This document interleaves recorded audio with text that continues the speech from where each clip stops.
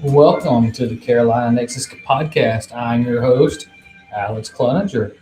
We'll give everybody some time to come in here, ladies and gentlemen, and we will get started.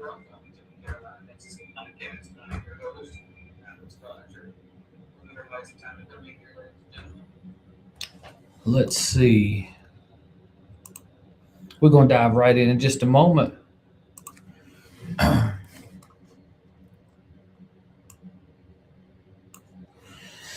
Before we dive into the character profile of Bobby DeRisi, as we saw at the end of last episode, I want to take time to thank our affiliates and our sponsors, Dubby, for supporting our show and give us a platform to discuss these characters and books on. So, Dubby, ladies and gentlemen, is an energy drink that I highly recommend you check out. W.GG. Go online, order your stuff. It's an energy mix powder. You mix it in with your favorite water or whatever, and you drink it. You can control the intensity of the flavor. You can control how much energy you get. There's no crash out. There's no burnout. It's delicious.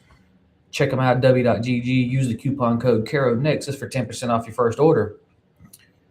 Going to thank Bliss Day Salon and Spa, serving Cleveland County and surrounding areas with all your self-care needs. Gamers Dream Haven for all your retro gaming needs. Ladies and gentlemen, check him out. Michael Smith on Facebook. I know him as Trey Smith. He won't let you down. If he ain't got it, he can get it. And Cynthia at Cynthia's Clean Team. Give her a call. There's her number. She'll come out clean your house. The Lady Hawks youth softball team. They're on the prowl for their championship this year. Garden of Eden Photography. Eden Jamerson is the photographer, and she's the absolute best in the world at what she does. Eye-catching customs. Cody Bowens can create any kind of custom content you need, and he's available. All you got to do is reach out to him on Facebook or Snapchat. Diverse Tax Solutions. Get your taxes done. It's that time of year. It's a very stressful time of year. When you get stressed out, you like to eat if you're like me, so check out Little Daddy's Barbecue and Mo. Great food, great cook. Style and Jane's Boutique on Facebook for all your custom merchandise, ladies and gentlemen. She will do it at an affordable rate. TCW New Year's Mayhem, January 24th, 2026, live from the historic Shelby City Park. Go check them out. Doors open at 6, bell times at 7. You won't be disappointed, I guarantee it. My friend Jerry Para has published The Elaine Project. It's a very thrilling book. I highly suggest you go read it. He's a very close friend of mine. He's an author that I support in all his endeavors. I highly suggest you check this book out. It's worth the read, and it gives you an insight into the way people react when they're dealing with trauma and tribulations. And then, of course, Hashtag Truth with Scott Larson. Scott being the producer of the Carolina Nexus podcast. Ladies and gentlemen, check us out. And now, we're going to jump right into discussing the character of Bobby DeRisi. At the end of our last episode, the spinning wheel chose his name. Bobby DeRisi is a minor antagonistic character. He works for the primary antagonist, Tommy Leon's, and we first meet Bobby in Chapter 8 on page 189 of Hometown Justice Homecoming. But before we dive into that, I'm going to open the comment sections up. If you have any questions about this particular character, put them in the comment section. I will answer your questions as best as possible. But before you start asking them, let me preface this by saying I cannot legally reveal the name of the person Bobby DeRisi is based on. However, I can let you know DeRisi's Body Shop is an actual business in Pokeville, North Carolina that I took the last name for the character from. I do not personally know the DeRisi family, nor have I ever done business with them. That's the reason their last name appears in the book, and I changed the type of business the family runs in this book. The real life DeRisis run a body shop in Pokeville, and I gave them, in my version of Pokeville, a gas station / mechanic shop. So again, Bobby DeRisi first appears in Chapter 8, page 189 of Hometown Justice Homecoming. He's a mechanic operating and owning DeRisi's Gas and Go and Automotive. Please bear in mind that DeRisi's is not the only mechanic shop in Hopeful in my book, but it is the oldest.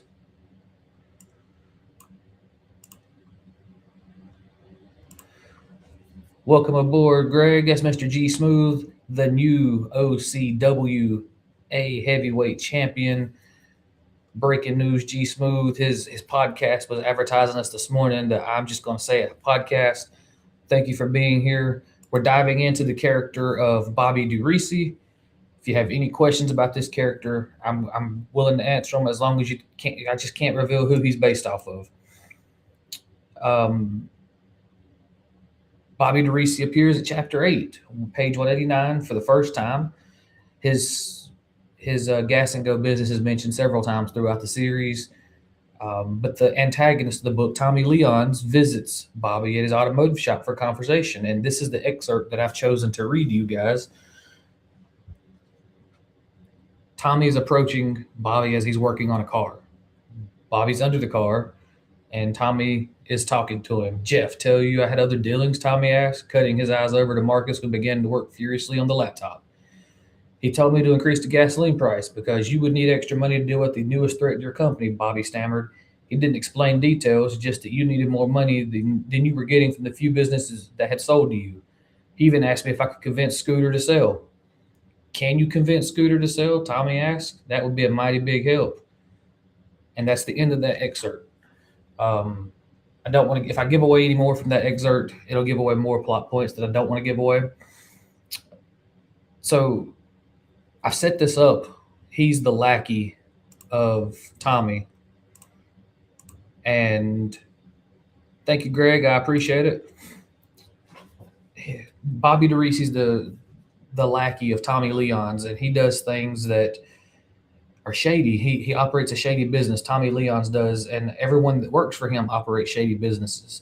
But in the backdrop of things, DeRisi's being the oldest mechanic and convenience store in Hopeful, you'd think he's not shady, but he is. There's more plot points with this scene. You got to check it out. Read the book. He's really such a minor character in Hometown Justice Homecoming. There's not a whole lot more to say about him other than he works for Tommy Leons and he tries to cause issues for the main characters because of Tommy Leons.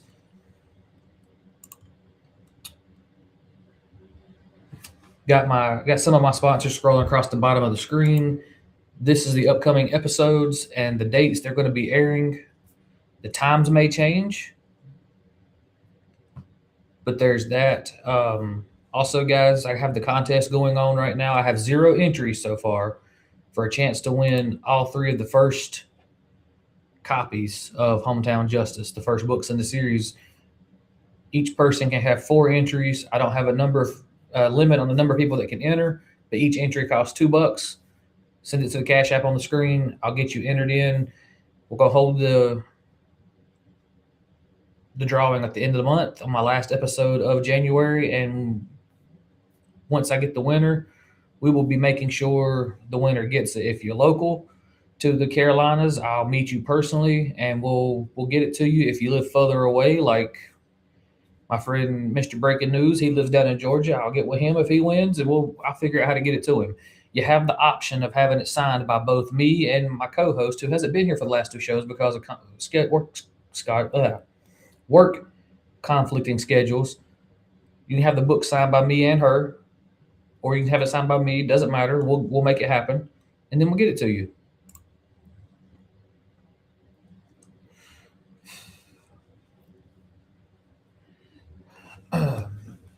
I did this contest trying to get the book in more hands so more people can read the books and get us on there. Hang on, I got a message on Facebook I'm having to answer right now.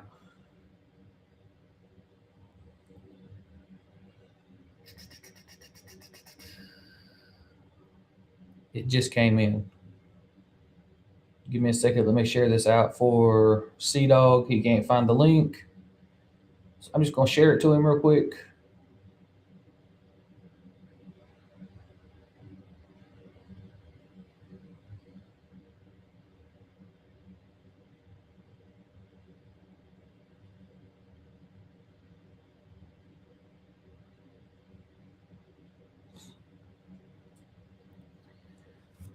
All right, Sea Dog has the live going down now.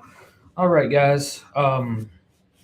Since the character that was chosen this week, that's a good question, Greg. Hold on, let me bring this up here for you.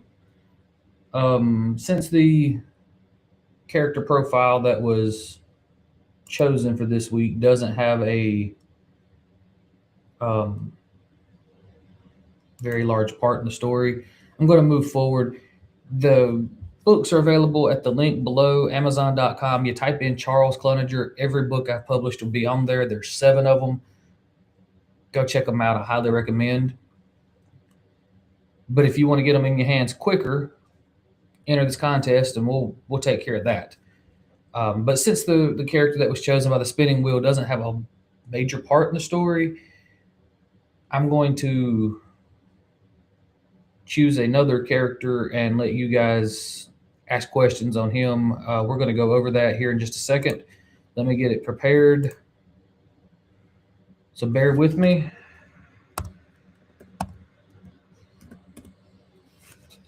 Why did you do that?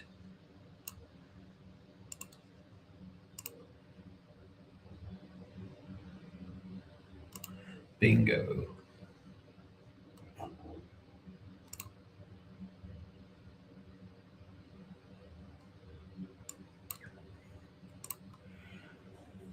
You're very welcome, Mr. Breaking News.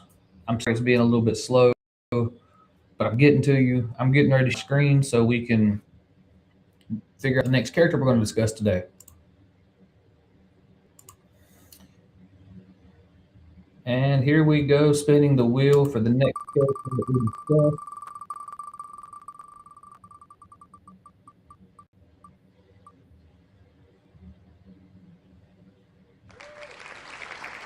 It's a very good one for us to discuss because in the first couple of books, hang on. In the first couple of books,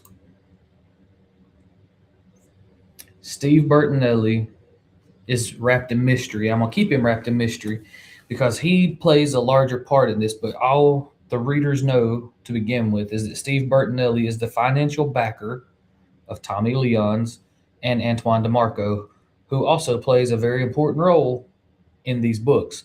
As you know, the books have been divided into 3 trilogies. The first trilogy deals with Tommy Leon's, the second trilogy will deal with Antoine DeMarco, and the third trilogy will deal with not one, but 2 villains. Steve Bertinelli is one of those villains. He's a multi-million-dollar corporation owner. He owns Bertinelli Constructions. He is, when I write Steve Bertinelli, I picture a combination of Vince McMahon and Mr. Burns from The Simpsons. And I'm not talking about Vince McMahon, the character that you saw on screen. I'm talking about Vince McMahon, the businessman behind the scenes, and Mr. Burns from The Simpsons. Those 2 combined to make Steve Bertinelli.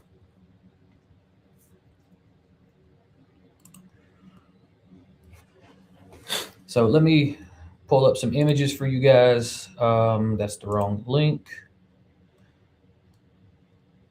As I showed you last episode, this is the front cover of the paperback version of Hometown Justice Homecoming.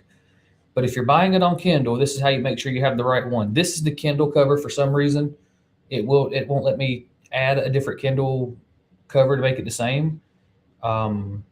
Because I'll show you Hometown Justice Aftermath. This is the Aftermath paperback cover.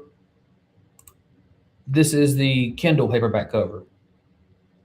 And I can't do the same thing for Hometown Justice Homecoming. I don't know why, but this is for Kindle only. If you're reading the ebook, this is the cover you have to read in order to read Hometown Justice Homecoming.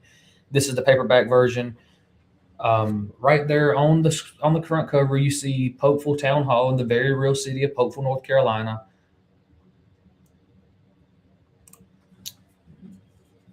I based it on Pokeful, as I said in the last episode, because I knew Pokeful very well at the very beginning of this writing journey. There wasn't many places that I couldn't take you to physically. There's some places that I had to invent, like Kwando's martial arts school, where Alex, Ty, and Ken learn martial arts. I could take you to the locations that they are based on, and I wish I had somebody that could buy or could draw a map of Pokeful for me. I've been messing around with it myself on several apps and coming up zilch, but if I could draw a map, I would.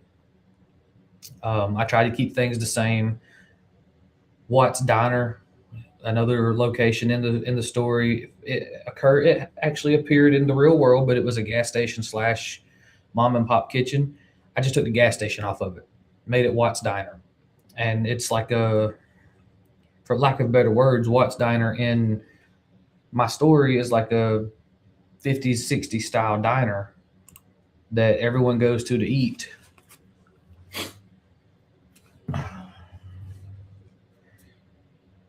So guys, I'm gonna go ahead and open up the Q&A section. If you have any questions about the book so far, pop them in the comment section. I will take care of your question as best I can legally. And if I can't answer it legally, I'll let you know.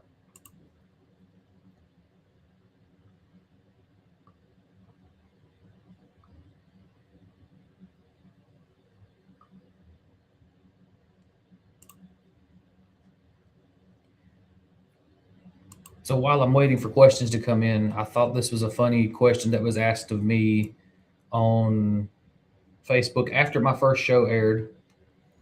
A friend of mine asked me why I included the countdown clock in the intro to the show. And I'm going to explain this to you in a way that it makes sense.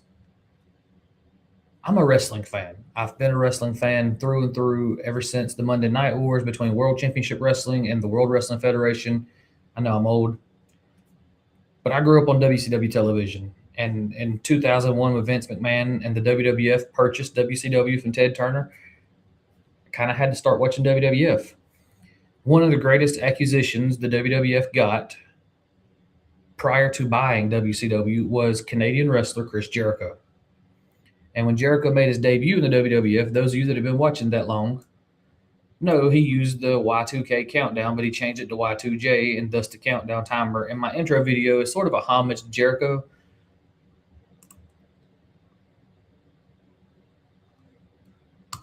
This is a very good question. Mr. Breaking News asks, when did you know you want to become an author and who inspired you? Simply when I learned to read. It started with Dr. Seuss books, as every kindergartner knows how to read those. Well, every kindergartner that grew up in the 90s knew how to read those. And I told my grandmother and my mom that I wanted to be an author. And, you know, being in the 90s and a product of that timeline, they told me, be whatever you want to be. So as I started growing older and reading more books, I was inspired by different authors. K.A. Applegate, the author of the Animorphs, I give her more credit than most.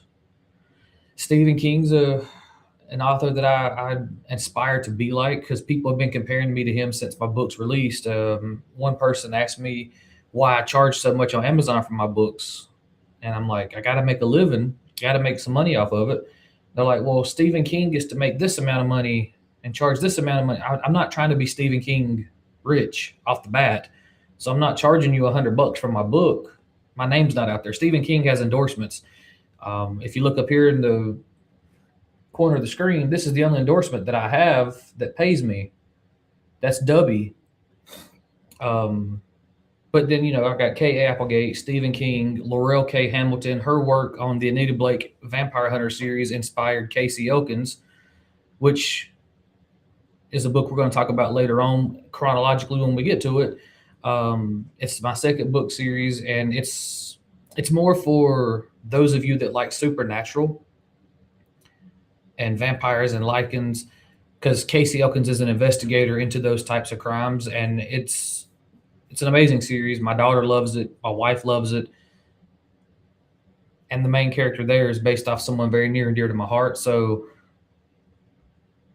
thank you for the question, Mr. Breaking News, G Smooth. I appreciate that. Sea Dog is in the chat. I know he's at work. Thank you for tuning in. Don't work too hard, brother man.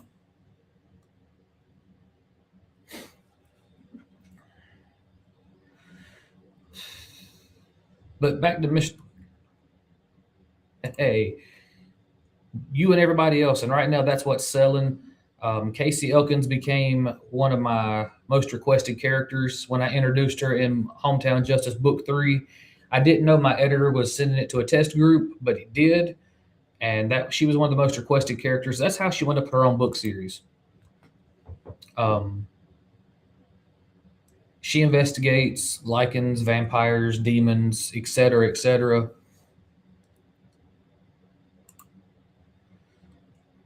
I do not have any book tours at the moment. There's a local bookstore, Spencer and Co. Books. Let me see if I got their graphics somewhere. Yeah, here we go. Spencer and Co. Books. They're in Gaffney, South Carolina, and they allow me to hold book signings there. But the last time I did it, Amazon kind of screwed me over. I would love to get another one going. I'm just sort of biding my time, waiting for the right amount of money to do it right. And if I do a meet and greet, I will have one at Spencer and Co. Books and maybe at Books a Million in Gastonia. Mainly because travel and having a newborn at home, it's hard to have the accommodations. Okay, so this is a funny story. So I placed the order in January of 2025 for my April book signing in April of 2025. I ordered 50 copies of every one of my books from Amazon using my author code to get it to pay, reduced price for it because they're my books. I want to make sure I'm still getting sales. So I bought them from myself, but I have an author code so I can buy them at a discounted price. Anyway, I ordered 50 copies of each book. And now I have 6 books that are physical. So 50 copies of each book should have put me at 300 books, correct? If my math's right, because I did go to Blacksburg. But the week before the book signing, I still hadn't got any of the books. So I contact Amazon. Oh, it's being delivered. I got a package 3 days before the book signing, and I had 50 copies of book 2, but nothing else. They didn't send the other copies. They canceled my order. And when I called the Amazon customer service to find out what was going on, I got a bunch of legal mumbo jumbo, and then they told me that there's still a chance I could get all of those books before April 5th, and here I was April 2nd, and I'm like, yeah, there's no way I'm getting it. So I did the book signing. It was, by the numbers, the book signing was amazing. I had people that showed up. I had friends that showed up. Even some of the customers at the bookstore stopped to ask or to inquire about my books. I sold a few books, and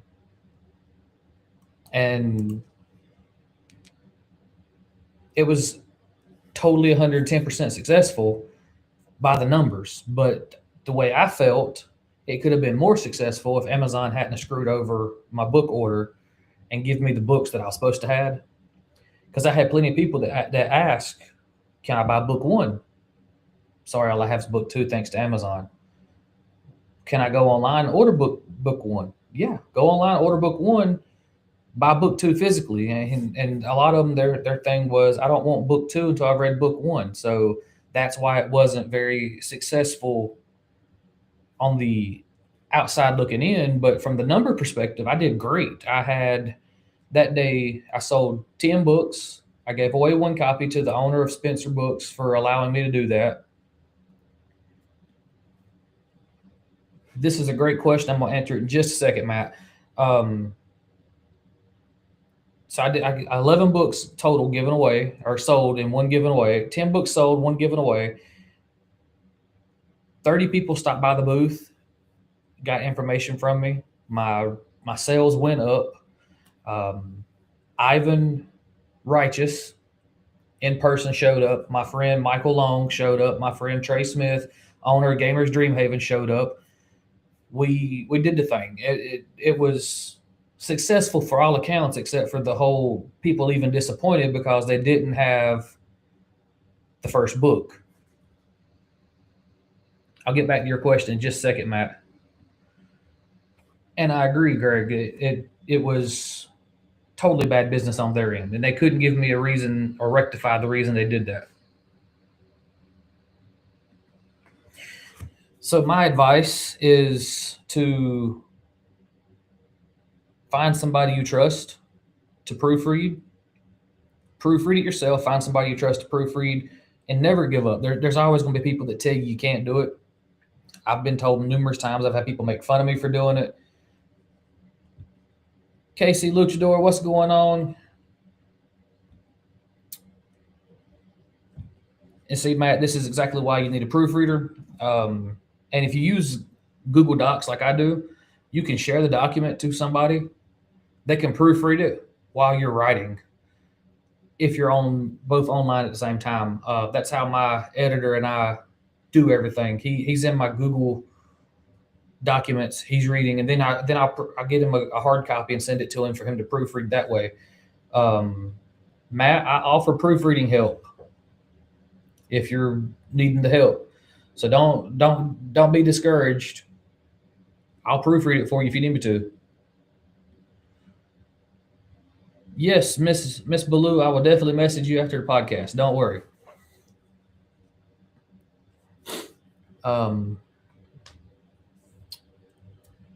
But Matt, back to your question about advice. It's always good to know the direction you're going with your story. When I first started, I didn't know the direction. That's why the editor that I linked up with, he helped me expand the story. I never intended on writing as many as I've written. I intended to be one and done to say I'd done it. But I had so much fun doing this that I wanted to do it again. And I'm willing to help anybody and everybody that wants help. I have a friend, Crystal, who I will be bringing on the show at a later date. She came to me. I proofread her stuff. I edit it, give her advice, and we're going to get her book published ASAP.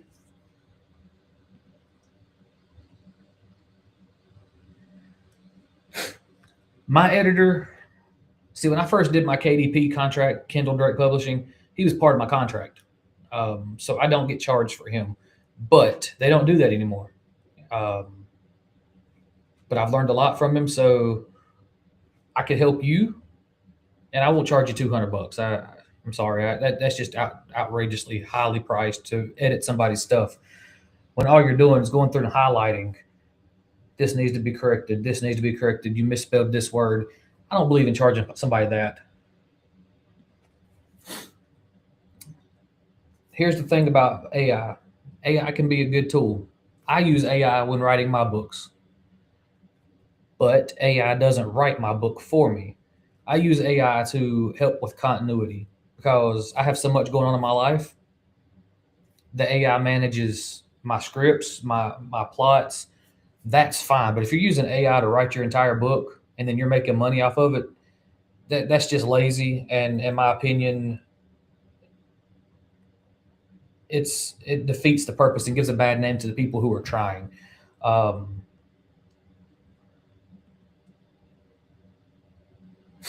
remember KDP because they reached out to me. Well, Kindle Direct Publishing is who I use. And yeah, Matt, this part. I put all of my ideas into my AI program. It helps me sort my thoughts out, make sure my continuity stays. I'm not against that. I'm against people who type in character names, type in one plot thread, and let AI write the entire book. That's what I'm against personally as an author. Maria's in the chat. I can't bring up her video, not her video, but her little hi guy. But hi, Maria. How you doing? Maria. That is Rosie. Rosie, you got to change your name.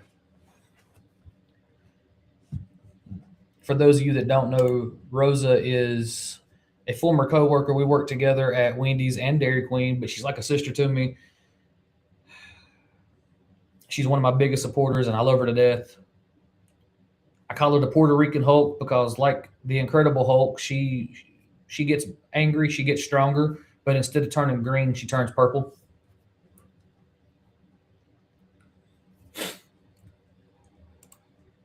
But Matt, back to what I was saying about this, I'm okay with you using it to keep your thoughts focused, to keep your storyline tight, and to close off all the threads at the end of the plot. I'm not okay with it writing the whole book for you, and all you're doing is putting in one or two pieces of information, or going back and editing it and saying you wrote it. We love you too, Rosie. Thanks for tuning in.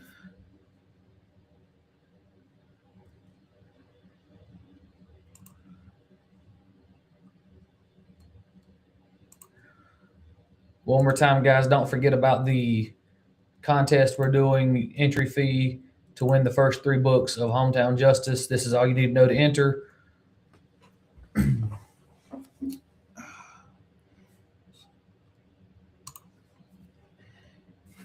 And I'm gonna go ahead and say it, Matt. Your book, I've read it.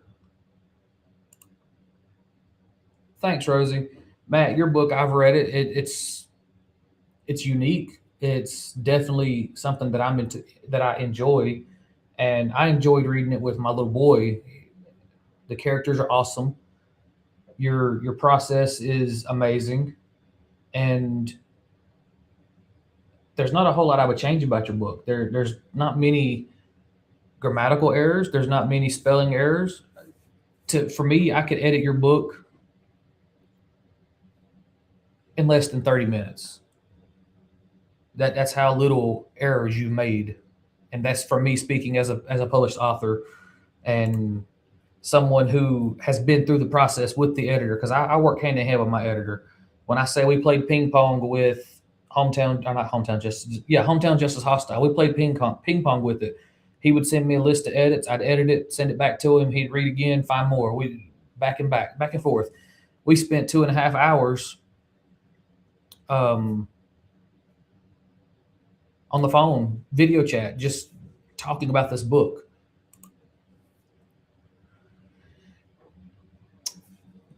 That's a good point. So when I start writing the books, the inspiration it depends on the narrative. Hometown Justice was inspired by the Buford Pusser story, and you will see that homage throughout Hometown Justice, Homecoming, Rebellion, and Aftermath. It sort of gets watered down in the second trilogy, but it's still there. He's there to clean up his town. Now, Casey Elkins, primarily her inspiration was the L'Oreal K. Hamilton, Anita Blake Vampire Hunter series books. But as my wife tells everybody, you can see Easter eggs. There's NCIS Easter eggs in Casey Elkins, particularly in the way her team interacts. Um, there's Easter eggs in Hometown Justice, and the inspiration of or plot of the books just depends on what I'm writing. I knew from the get go when I started writing Hometown Justice Homecoming that eventually it was going to end with Tommy versus Alex. My problem was getting from point A, the opening of the story, to point B being the ending of the story. And when I get writer's block, I write different scenes in between and then try to connect them. And that's where AI helps me out with connecting my plot points. I don't remember anything repeating in your books. I remember and I pointed out to you in one of our conversations that I felt the font needed to be changed, because in some of it was like 12-point font, and then it'd get really small, and I didn't know if that was on purpose. I remember pointing that out to you when we had conversations about it. But all in all, I loved your book. I read it on Kindle, so when the text got small, I could zoom out or zoom in so I could read it, and then zoom back out when it got bigger again.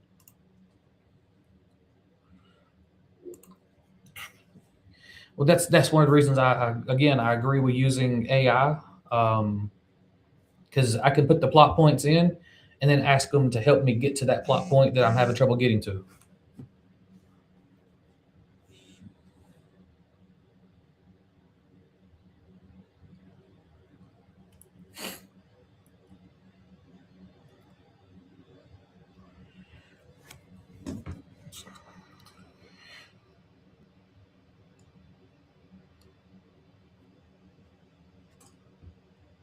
And another issue I've had as an author, since we're talking about issues we had, is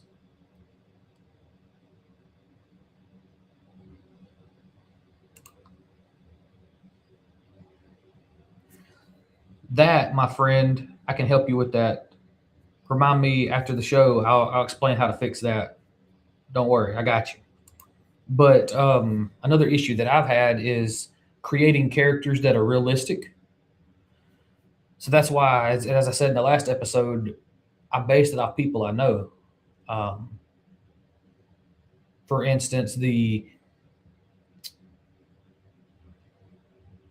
main character of Hometown Justice, Alex Ruler. That's me. That's the me I want to be. He is the culmination of all of my favorite anime characters rolled into one, and that's me. I get writer's block very frequently. I've discovered multiple ways to get rid of it. I read other people's works. Most recently, I've been reading the Animorph series by Kay Applegate again because that was my first love, my very first series that I ever read. It was 54 books long. I read every single one of them. Um, or I play video games. I watch something on TV. Most recently, though, aside from reading the Animorph books, I have taken back to writing fan fiction that will never get released. But my wife reads it and she critiques me. And while she can be one of my biggest supporters, she's also my biggest critic. So I'm currently writing The Walking Dead fan fiction. And like I said, it never will be released because it's fan fiction. I can't get permission to publish it and make money off of it. So writer's block is a thing I commonly get. But when I don't have it, that's the worst part. I have on my phone, I have this app. It's called Recorder. So if an idea hits me, I pull it up. I record myself talking about the idea. So when I get home, I can put it into my documents for me to flesh out.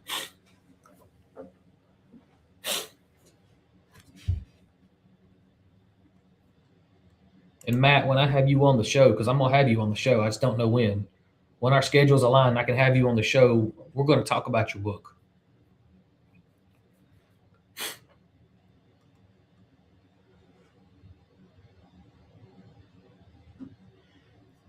Rosie, if you're still watching, do you have any questions?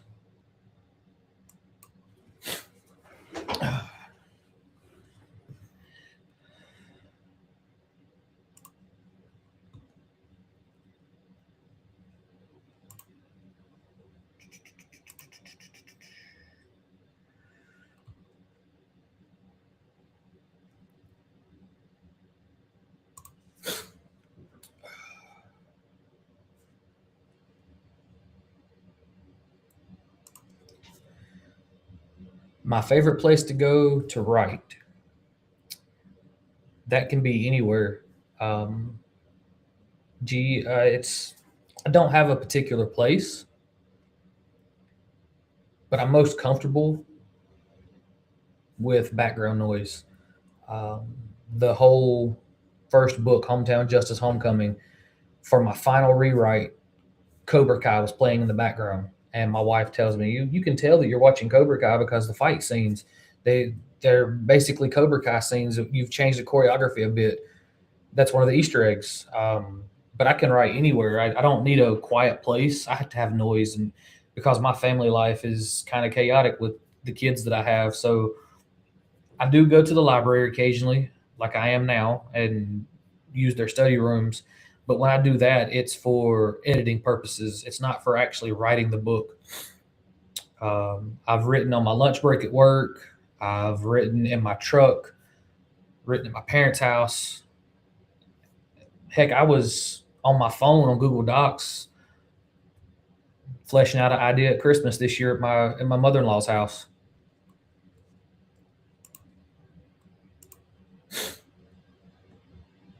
No, thank you. Thank you. I appreciate you coming out. And you guys check out Greg Roper's I'm Just Gonna Say It podcast on TikTok. You won't be disappointed, especially if you're following this Diddy trial. Um, I tune in because he's one of my close friends, but I could really care less about Diddy. I haven't even watched the 50 Cent thing that he put on Netflix, but I've heard things about it, good things, bad things. Do I agree with what Diddy has supposedly done? No. There's a lot of things that a lot of rappers do that I'm not for. So, man, you gave me a plug. I'm giving you a plug. You guys go check out Greg Roper over on I'm Just Gonna Say It podcast TikTok.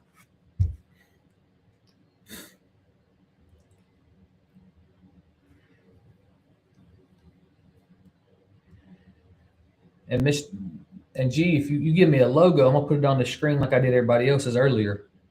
I guarantee it.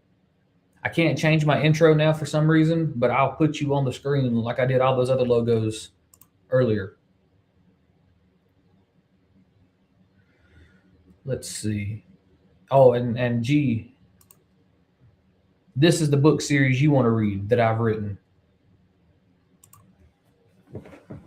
I've been talking about Hometown Justice, and I've been waiting to talk about Casey Elkins till we get through the Hometown Justice books. But this is the book series you want to read. The Idol, a Casey Elkins investigation, is the first book in the series.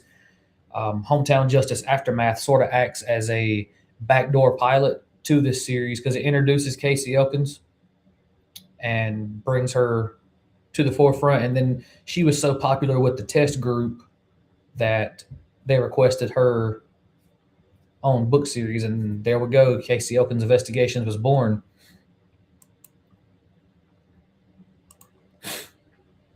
And then the second book in the Casey Elkins series was this one, which is called The Daywalker. I've had critics tell me that the front cover of the book is wrong because that cityscape down there is supposed to be Gaffney, South Carolina, and we all know Gaffney doesn't look like that. Creative liberties, people. But they still want to critique it. My friend Lori Bowens made the cover there.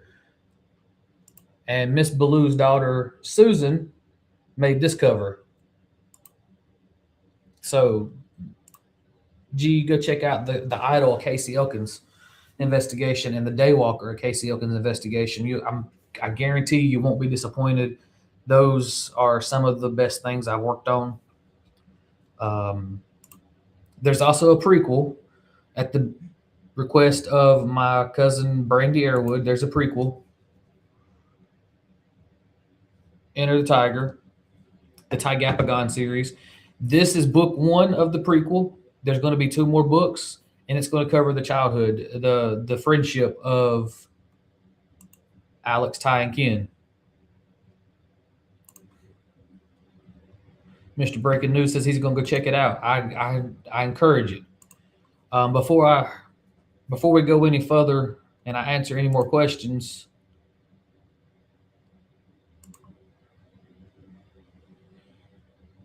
thank you, Miss Ballou. Don't be nervous, brother. We're gonna come on here. We're gonna talk about your process. Talk about some of the characters.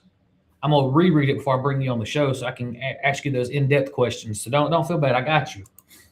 But before I go any further, this is something I want to bring to you guys' attention. I don't know if you can read this.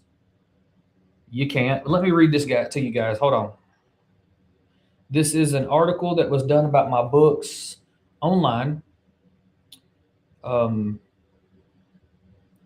Says Hometown Justice Homecoming launches a gritty crime series rooted in loyalty, violence, and the cost of coming home. Author Charles Cloninger introduces a hard-hitting thriller about a Marine's return to a hometown consumed by a brutal drug lord. In Hometown Justice, author Charles Cloninger delivers a tense and action-driven crime novel that explores what happens when the place you call home is no longer what you left behind. First published in paperback on June 28th, 2022. That date is wrong, it's 2020. The book opens the Hometown Justice series with a powerful story of loyalty, survival, and the moral reckoning that follows a soldier returning back to civilian life. It follows Alexander Ruler, a recently discharged Marine whose plans are simple and deeply personal. After 11 years away, Alex intends to return home, reconnect with old friends, resume his martial arts training, and live quietly on his family farm. He's ready for peace after years of discipline, danger, and sacrifice. But the hometown he remembers no longer exists. In his absence, his once familiar community has become a battleground, caught in the crossfire of a violent drug war between two rival factions. Criminal influence has replaced small town order, and fear has taken root where trust once lived. Alex is drawn back into the lives of people he thought he understood. He quickly realizes staying neutral may no longer be an option. The author crafts a protagonist shaped by military service but unprepared for the complexity of fighting battles without clear rules or command structure. Alex's training gives him his skills, but his sense of justice and loyalty are tested as he confronts corruption, violence, and consequences of walking away or stepping in. Each choice threatens not only his future but the fragile balance of a town already on edge. I don't know who made this paper, and there's more to it. I just don't feel like reading all of it because it's more about me as an author, and I don't want to brag about myself. But I felt like that encompasses Hometown Justice Homecoming to the point that it's amazing. I couldn't have summarized it better than that, and because I'm not that good with words. But whoever wrote that article, I can't find the author's name anywhere. Hang on. Yeah, the author's name isn't on here, but they did a banging job of talking about my books, and I'm forever thankful for whoever wrote it. As soon as I figure it out, I'll let you guys know. Now, I will admit, Miss Ballou, you said you love my covers. This one, Hometown Justice Homecoming, Hometown Justice Rebellion, and Hometown Justice Aftermath were all made by me. That's why they're boring. Scott Larson, the producer of my show and host of Hashtag Truth, he's going to be creating alternate art covers for him. I'm just waiting for Hometown Justice Homecoming to boot up on Amazon because I had it added. I may have to get Scott to resend me the file so I can re-add it. I think that's what's going on. And then this file, this was made by me and ChatGTP. We made it, and it's supposed to be a tiger, an ape, and a gorilla. A tiger, ape, and a dragon, but I see two tigers and a gorilla there. I don't really see a dragon, but it is what it is. I love the imagery, and it works.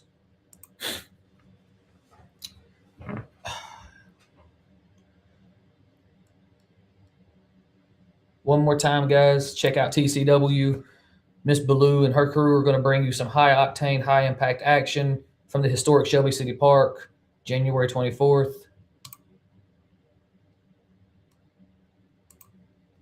Spencer & Co. Book Company, they allowed me to do my first book signing event, and I'm planning another one. Bliss Day Salon and Spa. Go see Suki. Tell her you need some self-care, and she'll help you do whatever you want to do to yourself.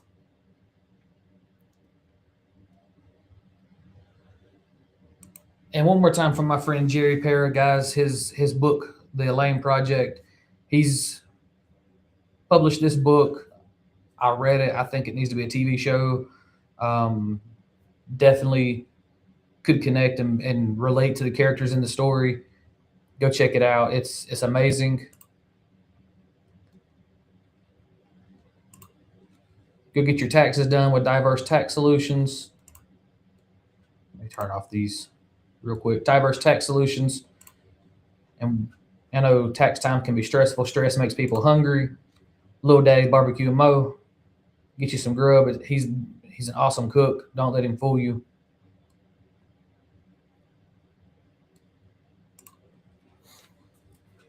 All right, guys, it's time to open up the Q&A section about the books. If you have any other questions, now's your time to answer them before the show goes off the air. We're going to do the spinning wheel one more time to find out what character next show will be on. We covered Bobby DeRisi this week and Steve Bertinelli. Tune in to the show to find out more. Read the books to find out more about Steve Bertinelli. Bobby DeRisi sadly doesn't. What the heck is going on?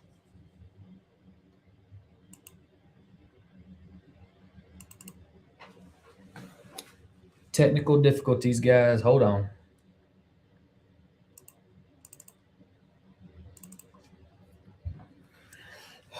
See if it's still working on this end.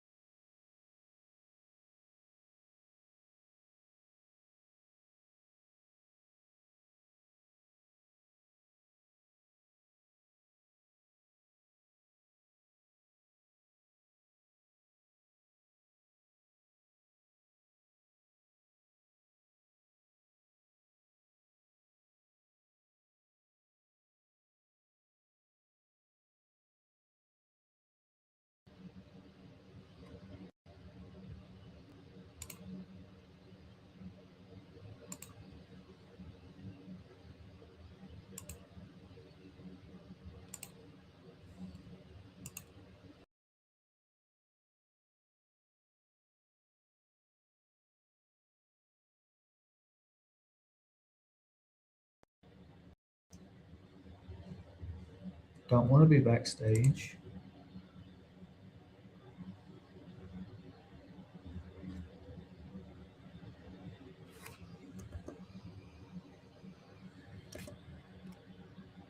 Ha! I'm back.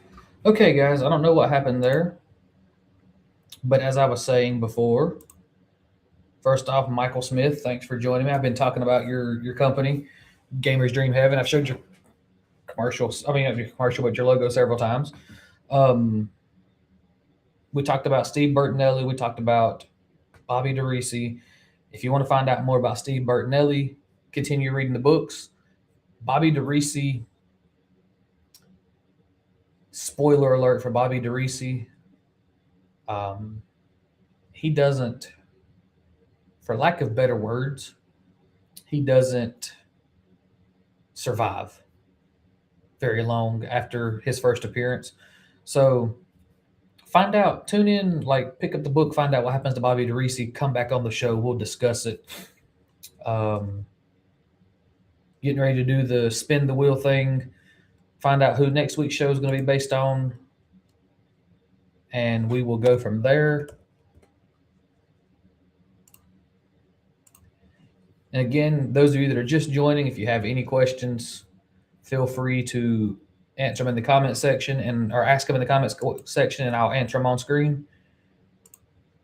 Let's see, share screen. We're going to do this right. All right, guys, here we go for the spin the wheel. Find out next week's character that we'll be discussing. If it's a minor character, we'll do Tunic again. If it's not, we'll do. He's a minor character, so we'll go ahead and spin the wheel a second time to find out who the other character is. Rick Juergens is a minor character in Hometown Justice in the Tagapagon series, so pay attention. And Jason Parker. Okay, we'll discuss both those characters next week on the show, or next episode on the show, not next week.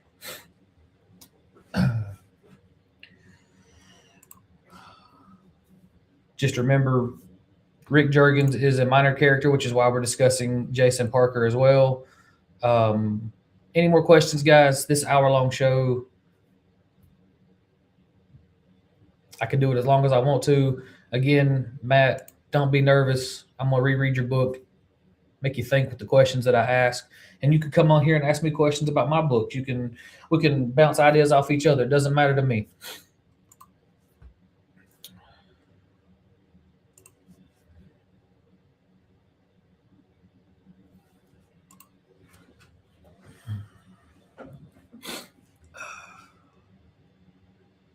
And I kind of given you an excerpt of Bobby DeRisi's appearance.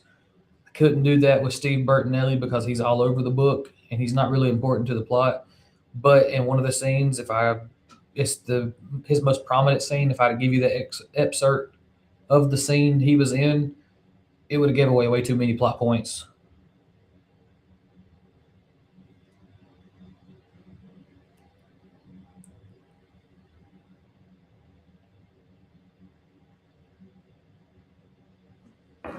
Okay.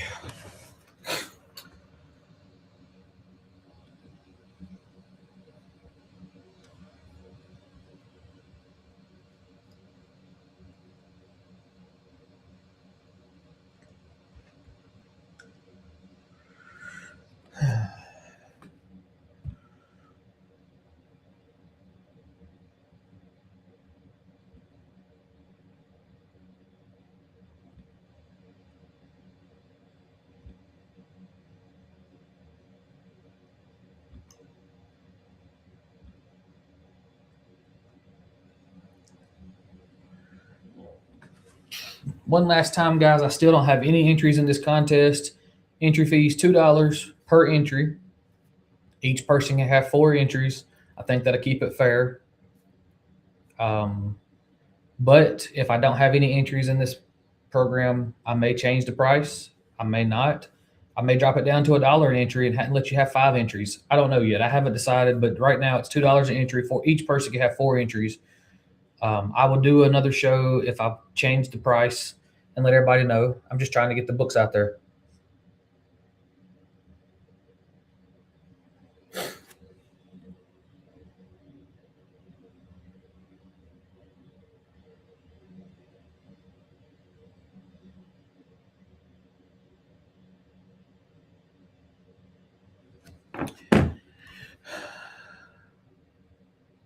Wish you told me who was still watching.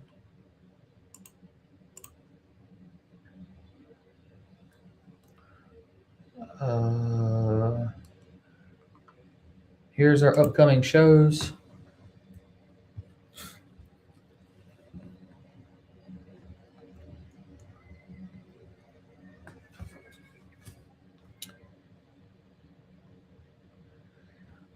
And once again, special thanks to Dubby.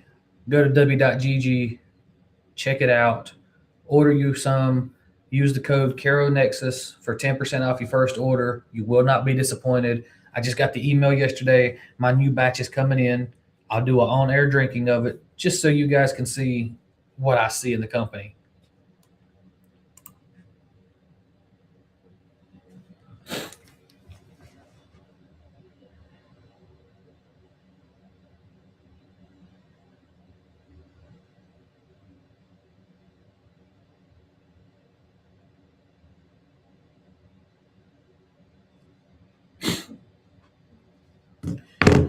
All right, guys. Well, I think I'm going to wrap it down. We've been here an hour.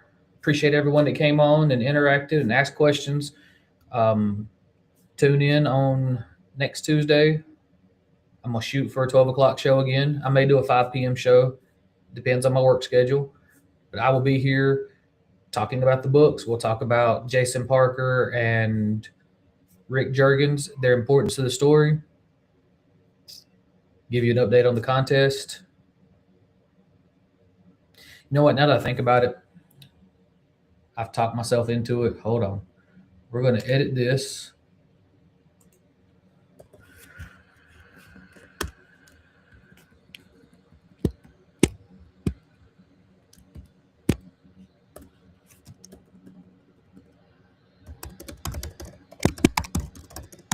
I'm fixing something really quick, guys.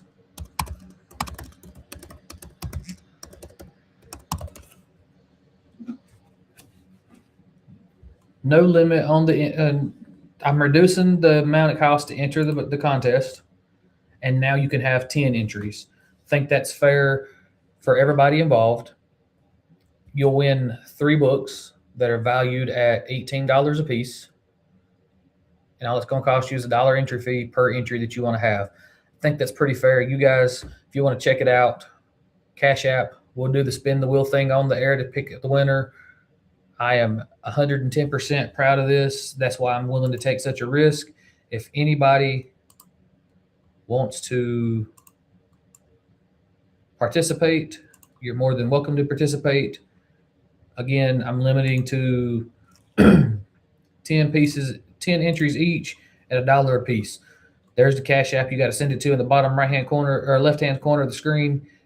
Let's do it up, guys. Let's get these 3 books in the hands of somebody that wants to read them. And I think that's going to be all for me. One more time, thanks everybody for tuning in. We'll see you on Tuesday for the Carolina Nexus.